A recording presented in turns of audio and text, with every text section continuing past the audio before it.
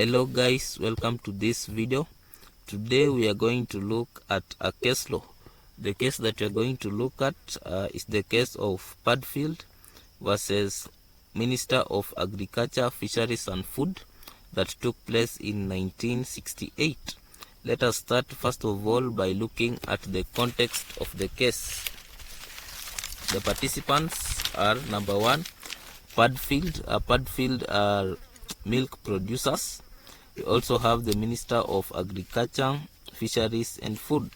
So this minister was asked by Padfield to start an investigation into the failures by Milk Marketing Board to promote the interest of dairy producers in southeast region of inland. Other regions were better represented because they had elected members in the board to represent them. The minister had the power to investigate and solve any inconsistencies on the part of the board under the Agricultural Marketing Act of 1958.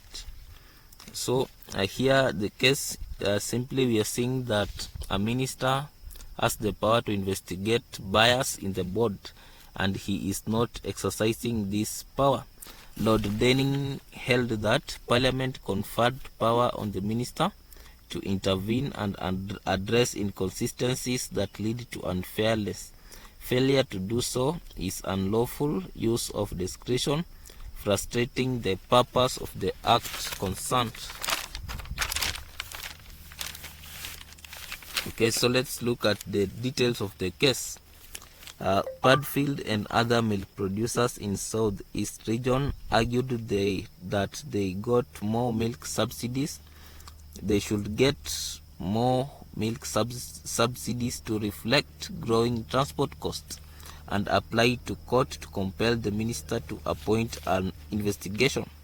The Agricultural Marketing Act 1958 section 19 said a committee of Milk Marketing Board can investigate if the minister so directs after a complaint on the scheme's operation, if it cannot be considered by the Consumers Committee, and if it reports a scheme that is contrary to the interest of consumers of the regulated products or any persons affected by the scheme and is not in the public interest. The minister can amend the scheme, revoke it, or direct the board to rectify it.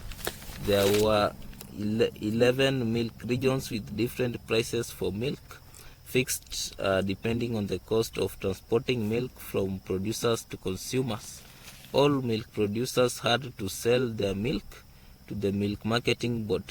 Differentials had been fixed by a few years earlier and transport costs had changed.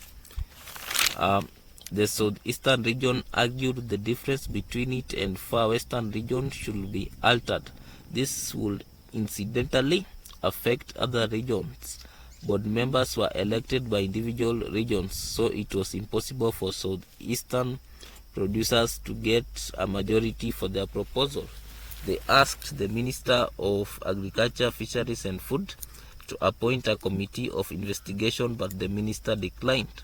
They requested mandamus, which means that they requested for judicial review. So when the Court of Appeal held this, Diplock and Russell held that the minister's discretion could not be challenged. The matter escalated to the House of Lords, where the House of Lords held that the House of Lords, reversing the Court of Appeal, held that a minister's discretion to refuse an investigation was subject to judicial review, where a refusal would frustrate the policy of an act. An order should be made to direct the minister to consider the complaint. So in short, we heard that the minister should exercise his power where it is necessary to exercise and where it is right to exercise. So the minister's declining to exercise his power where it is right is wrong. Thank you for watching this video. Like, share and subscribe.